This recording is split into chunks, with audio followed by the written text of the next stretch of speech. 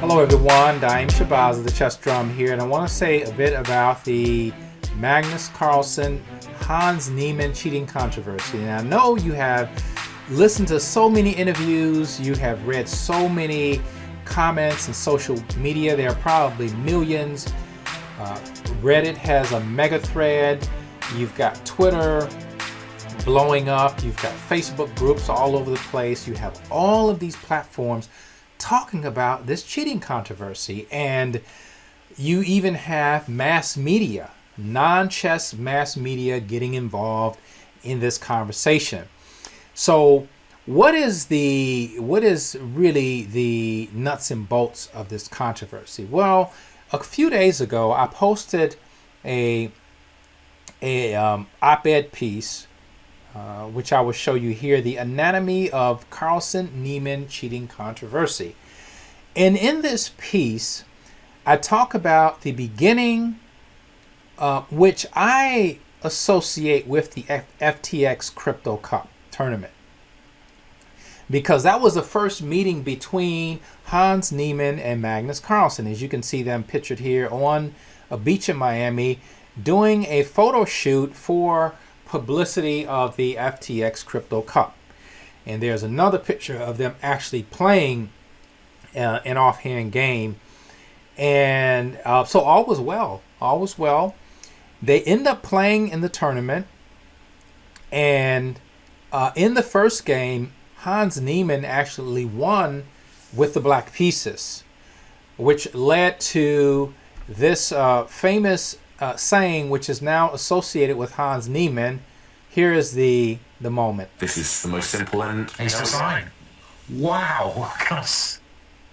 What a result. Phenomenal, right? Phenomenal. What a result. Yeah, you said it, David. Incredible start to the day for Hans Niemann, the lowest rated player in the tournament, with the black pieces. A win against world number one, Magnus Carlsen. And now I'm curious to hear some reaction from Hans in Miami. Hans, yesterday was a terrible day for you, and today you start out with a masterpiece. How would you summarize it? Just speaks for itself. Is it something special doing this against Magnus, Hans?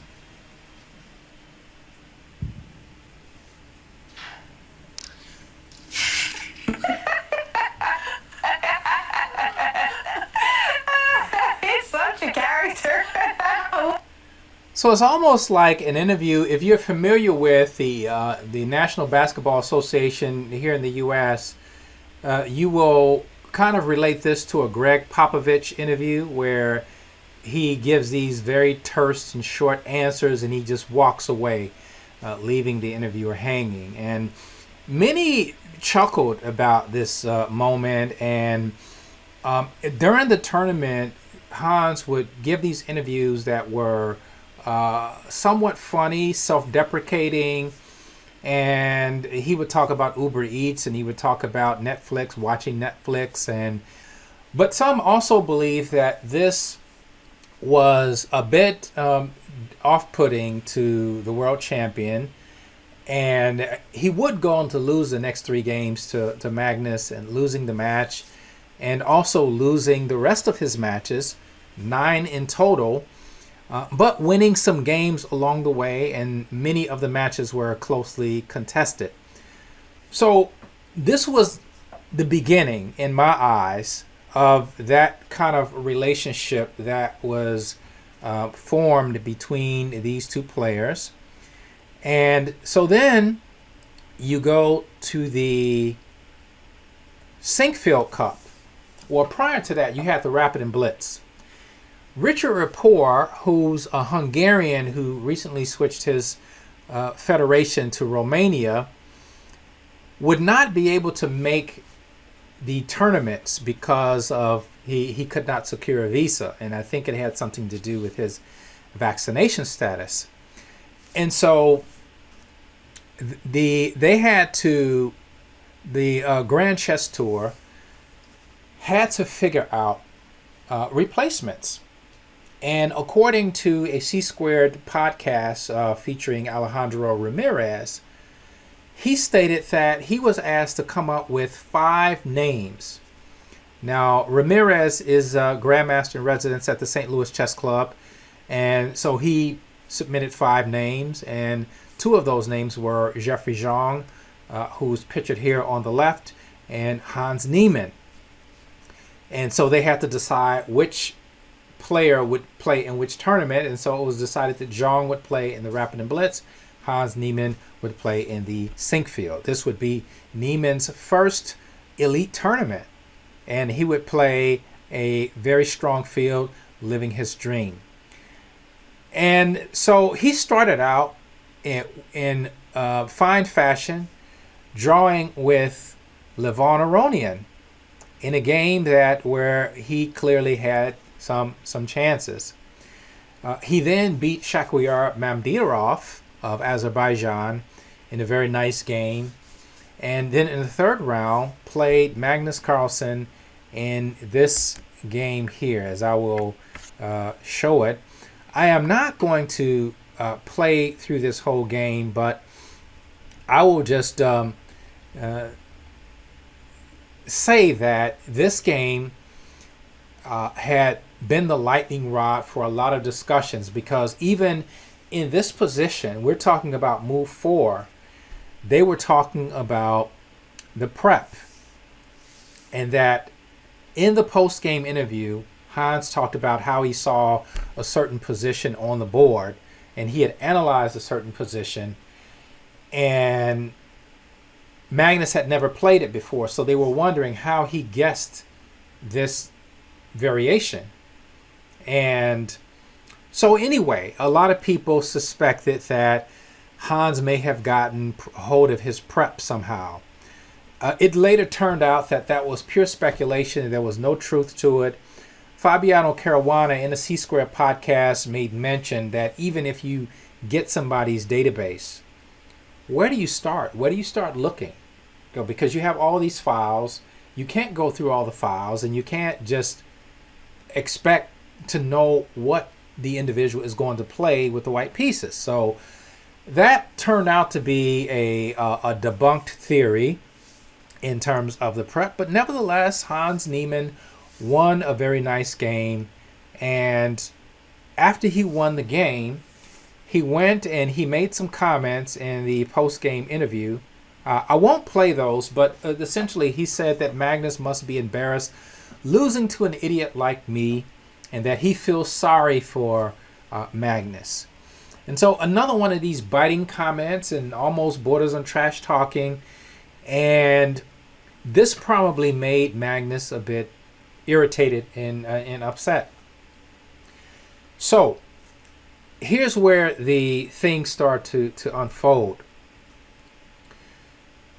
Magnus, the next day, withdraws from the Sinkfield Cup. There was no reason given by the St. Louis Chess Club. There was actually a video, as I'll bring up my very first article, Carlsen Boats Sinkfield After Loss, Rumors Swirl. There was a statement made by Tony Rich, who is the executive director of the St. Louis Chess Club, announcing that Hans Niemann or Magnus Carlsen indeed withdrew from the tournament. He didn't give a reason, and he said he would leave it up to Magnus Carlsen to make that announcement when he sees fit. So there was a lot of questions about why Magnus Carlsen withdrew. The only thing that was given was this tweet. This tweet made a reference to Jose Mourinho, who is a coach in the Premier League of European football, and he is known for his provocative comments against referees, and for in terms of their refereeing against his teams, he accused them of match fixing and cheating. And he was suspended a couple of times, and this time he was asked about the game, the quality of refereeing, and he then stated that he preferred not to speak because if he spoke, he would be in big trouble. This link here no longer works because I think perhaps the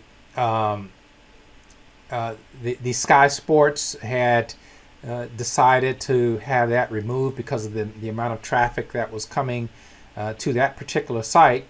This is the Sky Sports official clip of the interview where the coach talks about not wanting to speak. I won't play that, but it is a very revealing if you read the backstory to this coach's comments. So, Carlsen withdrew from the tournament. Nobody knew why, and they suspected that it was because of cheating. Hikaru Nakamura came out in his stream and said that Magnus probably thinks that Hans is cheating or has cheated. And this started a kind of a conversation about Hans' activity with chess.com, in which he was banned from playing for a period of time. This would become significant later on. But to roll back a bit, a lot of people didn't know that what Magnus was saying in terms of the cheating, because it was implied. It turns out that Magnus, after losing to Hans, went to Michael Khodorkovsky and asked that Hans be removed from the Grand Chess Tour because he suspected that Hans had cheated. So this was cited in the lawsuit that the counsel of Hans Niemann had released, that there was a conversation between Carlsen and Khodorkovsky that accused Hans directly of cheating. So before then, all we had was a tweet and the very implicit message of cheating. But social media went crazy because you have influential streamers, you have all of these discussions that are taking place on various platforms about cheating. And Hans, a day later, a day and a half later, after the fifth round, he played Carlsen in the third round. Then in the fourth round, he played Alireza Firouzja. And then in the fifth round, he finished his game. He came out and he made a statement.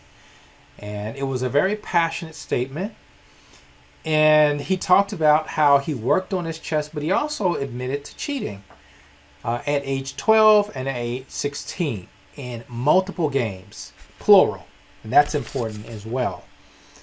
Chess.com then came back with a counter statement saying that the statement he made, now they had already banned Hans after Carlsen lost his game and then withdrew.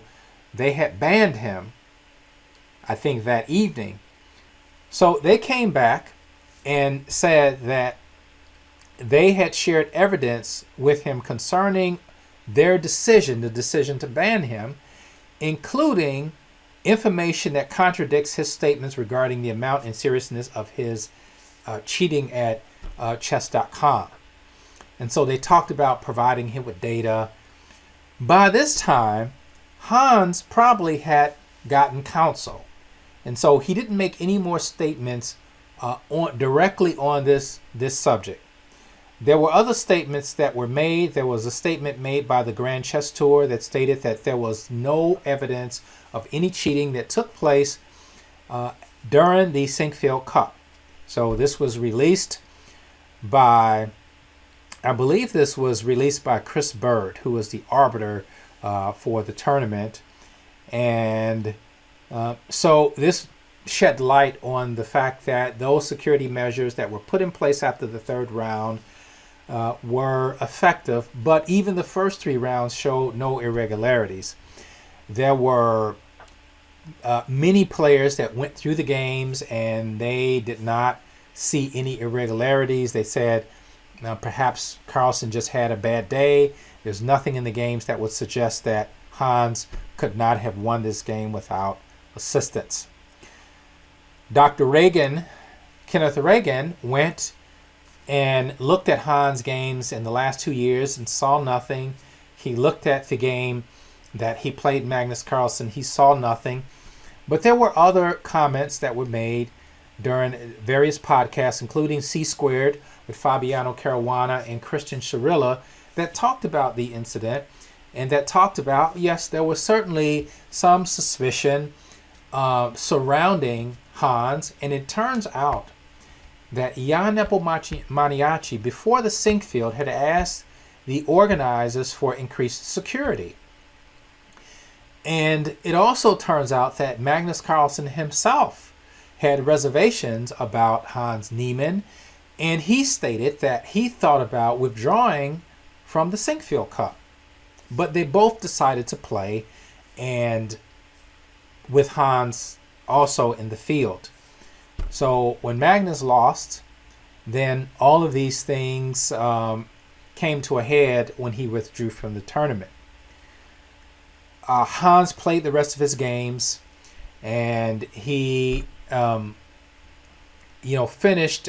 He finished with a reasonable score, but obviously the controversy impacted him greatly, and he was not able to finish on a strong note. This podcast with Fabiano Caruana has a lot of nuggets of wisdom in here, but one of the things that I took issue with was Fabiano's dismissing of Dr. Reagan's analysis. And it stemmed from the fact that Fabiano knew of a player that he was certain was cheating, but after an investigation which included Dr. Reagan's analysis, it was not shown that there was any irregularities in the game, which obviously frustrated Fabiano.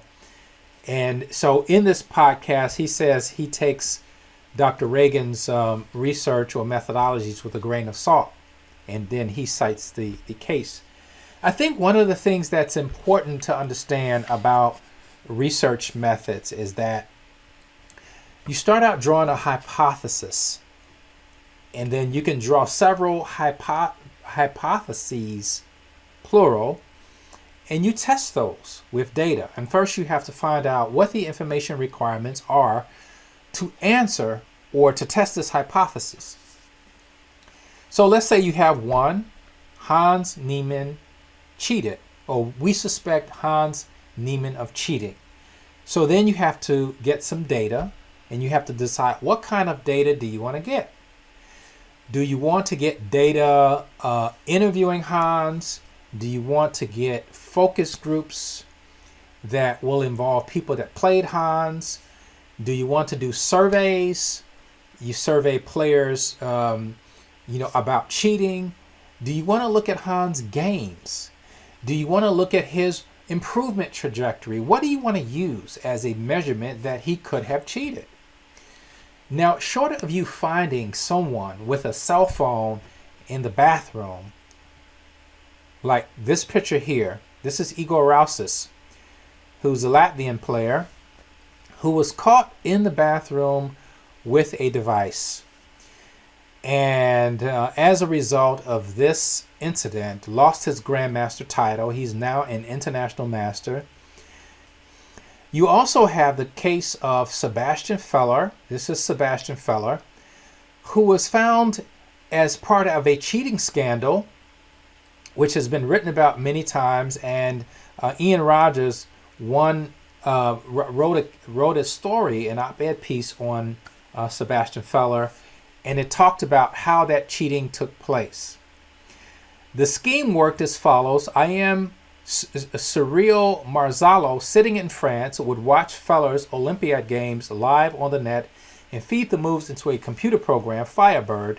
He would then text the computer's suggested continuation to the French captain, Arnaud Harchard, who would indicate moves to Feller by standing behind or in front of certain Olympiad games. Now they have a rule that bans captains from standing in the line of sight of players. If you look at Sebastian Feller's record, and if you go down to 2012, this is 2012 here. This is when he was suspended. The infraction occurred in 2010, and he was suspended from 2012 to 2015 here. So he was banned for 3 years, and then he resumed his activity up until recently. So he is still active, an active player, still playing in rated games. Rouse's was banned for 6 years. And so he is not eligible to play until the year 2025. And so you have all of these types of examples that were used. There are also examples that I gave light or brought to light in one of my articles dealing with false accusations. If I go down, false accusations are punishable. This was an article, the second article I wrote, where you had a couple of cases, one including Josh Colas, a FIDE master from White Plains, New York, who was accused of cheating. And this happened when one of the chess parents, not his opponent, not the parent of his opponent, but one of the chess parents followed Josh in the bathroom and peeked into the stall to see if Josh was looking at his cell phone or cheating using an app. So when Josh came out of the stall, he saw this parent standing there, apparently looking through. And the parent confronted him and asked him if he had a cell phone, if he was cheating. And Josh threatened to call hotel security. And the parent ran out of the bathroom and started saying that Josh cheated. And obviously it was found out that he was not cheating, but it was found that he did have his cell phone on him. They inspected the cell phone. There was nothing, there were no apps, there was nothing leading him to cheating, but he was punished. He was given a penalty, a time penalty, and then that was the end of it. The chess parent actually went on Twitter and he tweeted that Josh Colas has been caught cheating. This was after the decision had been made by the arbiter. Ultimately, that tweet was taken down because he was confronted, and once that information got out, that he had tweeted this information, he was confronted and he took it down. He did post some things to my blog, and then Josh's father went on and responded to it, and it was a pretty nasty exchange. So that was one instance of false accusation. And then there was the case of Mihaela Sandu, a Romanian who was playing in the 2015 European Championships, and she was on 6 out of 7 when there was buzzing that took place. Well, actually, prior to her winning the getting 6 points, there was a lot of buzzing surrounding her because she was beating so many strong players. She beat Goryashkina, she beat Stefanova in that tournament as well. She beat some strong players. So there was a question about this women's grandmaster beating all of these full-fledged grandmasters. And so there was a petition circulated. 32 players signed it, wanting there to be enhanced security measures in the light that there could be potential cheating. They didn't put the name of any player. 32 players signed it. Sandu kept winning. So now she was on 6 out of 7. There was a second petition that was circulated. 15 players signed it. And this petition was circulated by Natalia Zhukova of Ukraine, who led this campaign against Sandu and essentially accused her of violations of fair play and wanted her games to be taken off the live broadcasts. And so after the 7th round, Sandu was distraught. She was in between rounds writing all of these statements defending her honor. She lost her last 4 games, finished on 6 out of 11. Natalia Zhukova, who was the ringleader, actually won the tournament, beat Sandu in one of those last 4 games. And after the investigation, they found no instances of violations of fair play.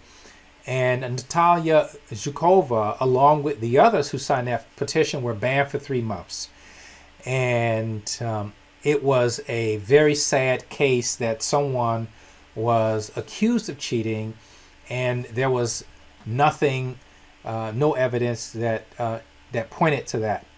So you look at this case. This case was similar in that Magnus Carlsen had not clarified his position on why he thought Hans was cheating.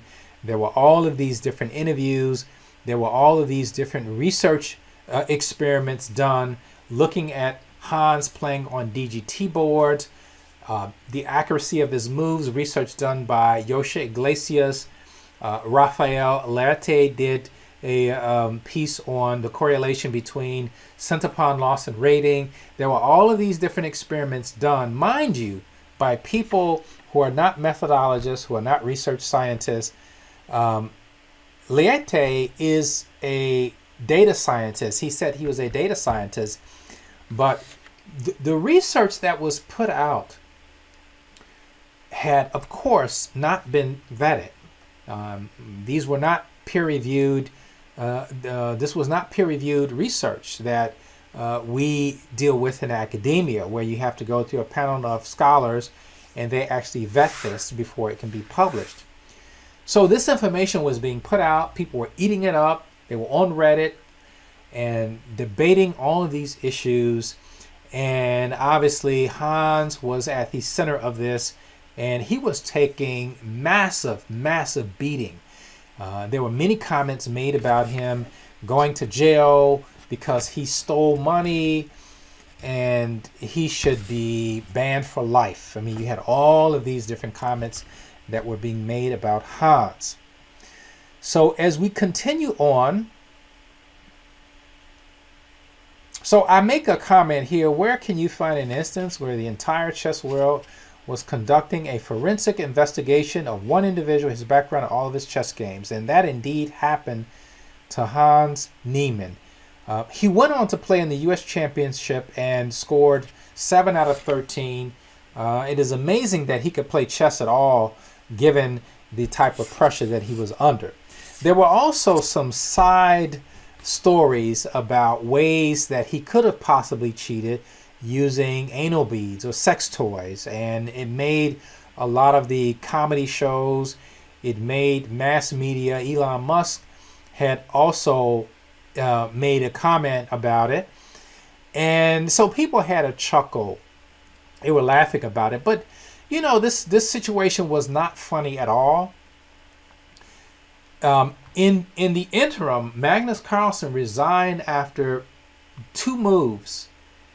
Hans Niemann played in a tournament which was part of the Meltwater Champions Chess Tour, and after d4, knight f6, c4, Magnus Carlsen resigns with the black pieces and disconnects. It was an online game, and everybody was just wondering what was going on. And so then he makes a statement and states that he does not want to play a player that has been repeatedly found to be guilty of cheating, and he wants to clean up the game. And so he made a statement. But in this particular video, he invokes the name of Maxim Dlugy, who is associated with Hans because they have a relationship as far as some of the coaching that happened as a result of, I believe he attended some type of Maxim Dlugy camp or some kind of event where he got some coaching. But it wasn't a long-term thing, but Magnus invoked his name, and that started another controversy with Maxim Dlugy released a statement, and it was just a mess. FIDE then started talking about doing an investigation. Here's where Magnus made his statement, and here is where he talks about that Hans did not appear to be focused during play, and he felt that he was not paying attention during the game and won the games rather effortlessly. And so that was a statement that came out on the 26th. And FIDE announced the Fair Play Commission. Then chess.com released a 72-page report that was 20 pages of analysis and also some other comments about Hans' record of cheating. And it cited all 100 games where he likely cheated. And it gave some other examples, and it had some other kind of ancillary information about improvement trajectory. It talked even about the way people normally celebrate after they beat Magnus, and Hans did not have that kind of emotion, which is kind of circumstantial because everybody has a different way of showing their emotions. So as we go on, we come to a situation where this is obviously me expressing my views, where you have a lot of people were giving their views on this topic, and you had millions of comments, people making these comments about what was going on, because we are able to do that. We're chess players. But you had people doing experiments and doing analysis and drawing conclusions from low-level data and coming up with correlations that they were trying to make into some kind of conclusion. But of course, you need more data. You need a specific type of data and analysis to draw conclusions and to prove causation, as opposed to just a relationship between variables.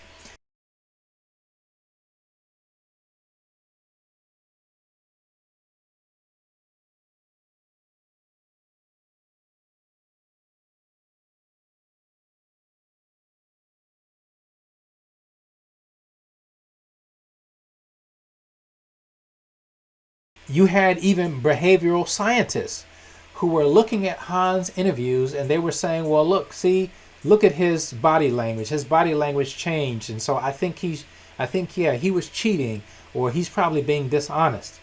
And it was ridiculous because you had people who did not even play chess, did not understand chess. They were analyzing his behavior as a chess player. And as you know, chess players have idiosyncrasies. We got poses. We got some players that are ramrod straight. We have some that are very relaxed. And it's like, how can you have that kind of expression, whether you're winning and losing, and not be just totally wound up, as far as playing this level of chess? So what happens? You have a situation where Hans has to file this lawsuit. This is the lawsuit. Bear in mind, chess.com, this is the Hans Niemann report, and they also include information that was exchanged between Hans and Danny Rich. I might say that some of this information here did not include the information that was revealed in the lawsuit, such as Magnus going to Michael Khodorkovsky and requesting that Hans Niemann be removed from the Grand Chess Tour. So you have here Magnus Carlsen with the white pieces play a game at the Sinkfield Cup. That was September 4th, actually, in which Hans wins. Hans gives a post-game interview. Magnus tweets his withdrawal from the event, linking to a video clip in which a soccer manager can be heard saying, "I prefer really not to speak. If I speak, I'm in big trouble." That was September 5th. And then the next day, I think it was the day after, Hans makes a statement talking about the cheating and admitting to those violations when he was 12 and when he was 16. And then it goes through showing some of the exchanges, and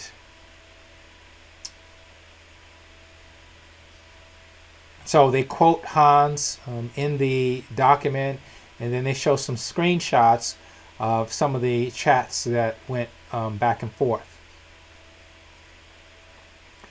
And then they end by, there are a number of different tables, and there are exhibits. They talk about his rise. They talk about his the strength improvement in terms of his rating. They compare it to other players, and it's data. Being an academic, and I've done research.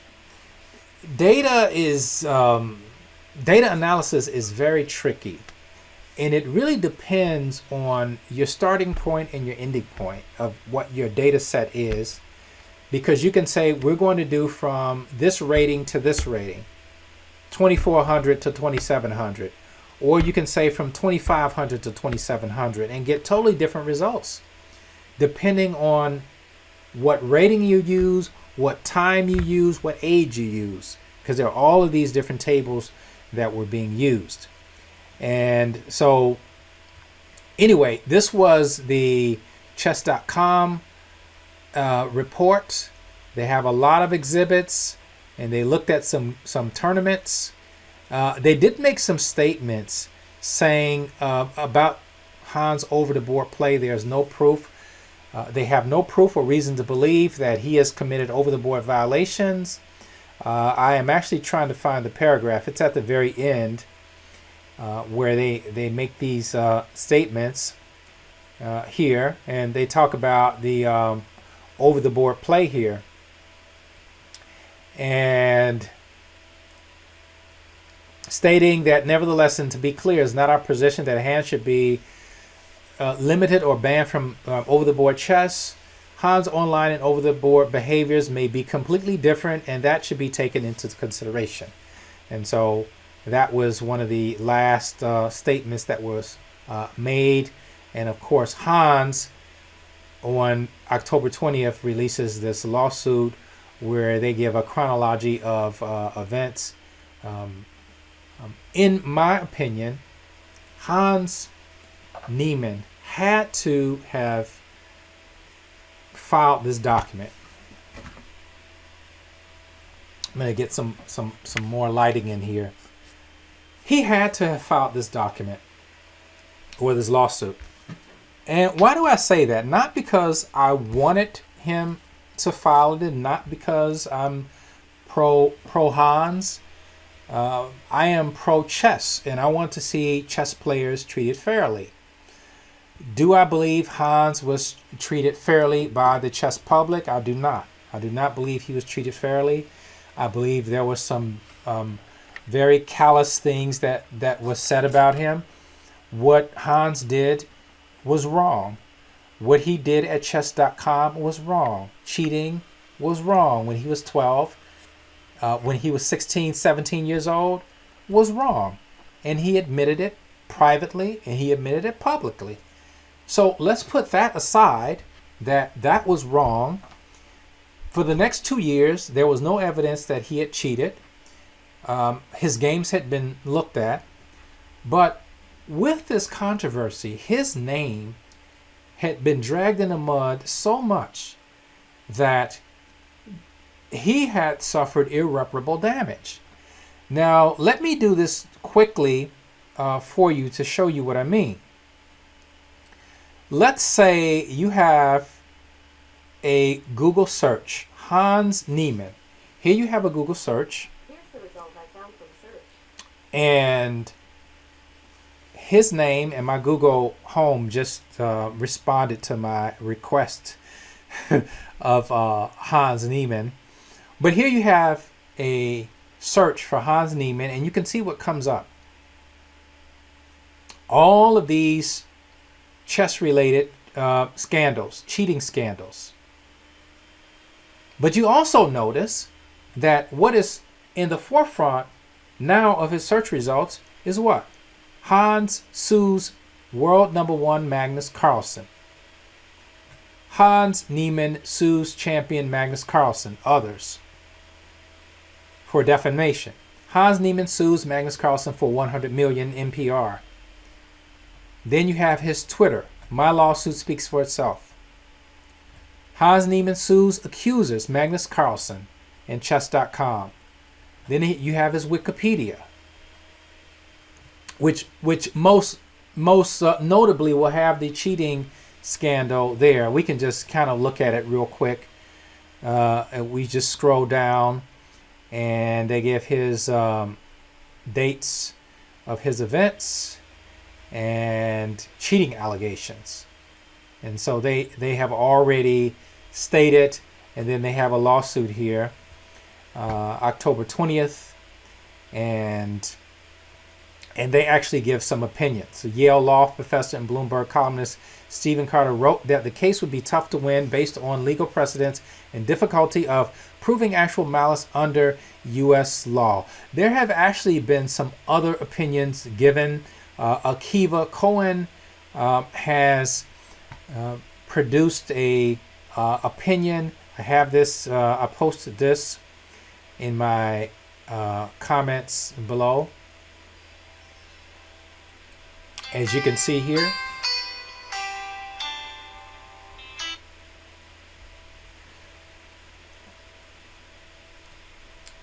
So this is Akiva Cohen weighing in and going through the document piece by piece. And it's very interesting reading. And then there was a podcast by attorney David Franklin, who also weighs in on the lawsuit. But my opinion is that because Hans Niemann had been dragged so deeply in the mud that he had to do something to change the narrative. Because if you look at Google, and me having done research in internet commerce and digital marketing, I know that in terms of when you have a search result of, let's say, your personal brand, you want positive things to come up when somebody puts your name. If you apply for a job, if you apply for a business loan, if, say, someone does a background check, what are they going to do? They're going to put your name in. And whatever comes up first, that is what's going to grab their attention. So a week ago, 2 weeks ago, what was coming up with Hans' name? Hans cheated 100 times. Hans likely cheated 100 times. First page, probably cheating 100 times, or he cheated, and it was all related to cheating. Now, with the lawsuit, what dominates his search result? The lawsuit. $100 million lawsuit now dominates. This is the first page. It's all about him suing. Twitter, lawsuit here. Second page. You go down. More lawsuits, investigation. This is about likely cheating. But notice that that's been pushed all the way down to the second page, as opposed to this Wall Street Journal being on the first page a week earlier. But now, and I say that because I actually checked Hans' name. I would put his name in Google and I would see what pops up. And it was just all cheating up until now. And so you have all of these stories, and you look at this one, Economist. Hans Niemann is known to have cheated at chess, which obviously is not in the context of the Sinkfield game, but it was in the context of chess.com. But notice, and then you have the sex toy reference, but notice that the difference that lawsuit has made, whether you agree with it or not, but he had to make it known that he was serious. And so thus, when you talk about the maximum amount, as we bring up this antitrust law, the Sherman Antitrust Act of 1890, and if we scroll down, it talks about the damages, the maximum damages. As you can see here, penalties up to $100 million for a corporation and $1 million for an individual. And so that is what the law allowed. There are questions about jurisdiction, why it was filed in St. Louis or Missouri. It is a federal case, and so there's a lot to be said. But I will say this last thing, that this lawsuit has caused the chess world to quiet down and just listen. Because everybody was making comments on cheating. Did he cheat? How did he cheat? And everybody was making a lot of comments. There were millions of comments that were made. Now that there's a lawsuit, it reduces the amount of people who can intelligently speak about this. So now you're down to the lawyers. So if you notice, you go to Twitter, and this is my Twitter account. So if we go to Twitter, you notice that a week ago and 2 weeks ago, every tweet by a chess player was about the controversy. So now you go down and you look. You look at the types of tweets, and they are mostly normal. There's still some cheating references.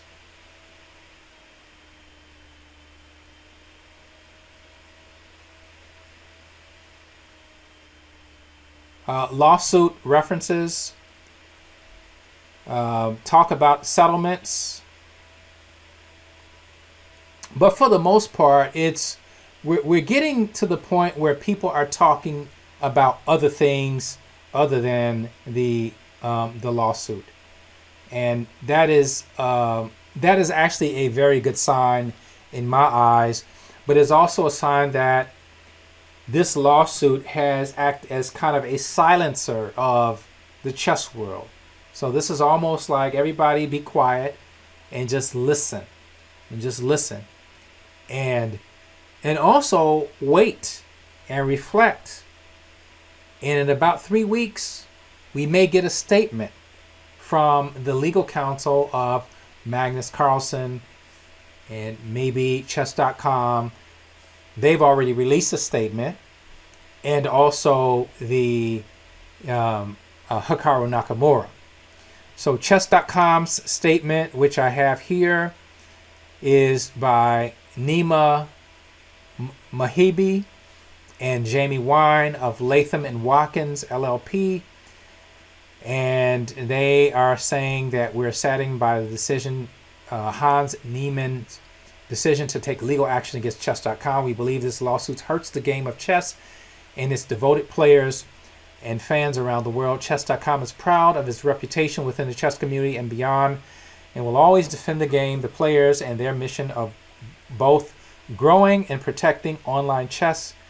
Hans confessed publicly to cheating online and privately, I might say, in the wake of the Sinkfield Cup, and the resulting fallout is of his own making. As stated in its October 2022 report, chess.com had historically dealt with Hans prior cheating privately and was forced to clarify its position only after he spoke out publicly. There is no merit to Hans' allegations, and chess.com looks forward to setting the record straight on behalf of its team and all honest chess players. And that's the way they have ended chess.com. We look forward to hearing other statements. Probably will be in a few weeks that we will hear anything, but it looks as if everybody is going to be waiting and listening to lawyers hash this out and speak about the nuances of the case of Hans Niemann and what that will mean going forward for him. But as I stated, if he didn't file this lawsuit, then all would have been lost.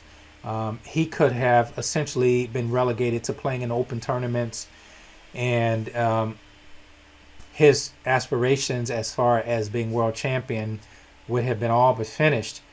And they may still be in jeopardy, but at least he has a chance to make a case.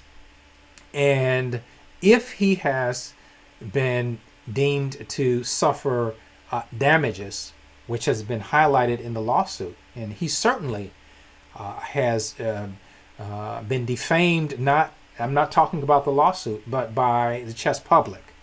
I mean, it's just been incredible the amount of virulent comments that have been made towards Hans, who admitted to cheating when he was between ages of 12 and 17. And so that's all I have to say. Hopefully that added something. But again, I do think that it's now time to calm down and now listen to maybe some legal opinions and to see how this plays out. And let's hope it's all for the better for chess. And there will be some more talk about cheating, and not just talk about cheating, but solutions, because there have not been much discussion in the way of how do we solve this problem? How do we solve cheating in chess? How do we solve online cheating? And there have been all kinds of videos going around about various people online engaging in cheating right there during the stream, and it leaves a lot to be desired in terms of where the chess company, where chess is as far as handling the cheating offenses. And so hopefully FIDE and chess companies will get together and they will come up with some collaborations, and maybe some MOUs are signed in terms of getting together and coming up with a strategic alliance to solve some of these issues that we see in chess. So that's all I'm going to say about this. I'm already at about 50 minutes, and hopefully that there was some views that brought light to the situation, and I am hoping for a resolution, not a quick resolution, but I am hopeful that they can settle this out of court. If it goes to court, then there's going to be a discovery process where evidence is going to be presented, and it's going to be a long and drawn out process. So let's hope that that doesn't, because it can be detrimental to chess. Okay, enjoy the rest of your day, and as I always say, keep the beat going. Thank you for listening. Bye-bye.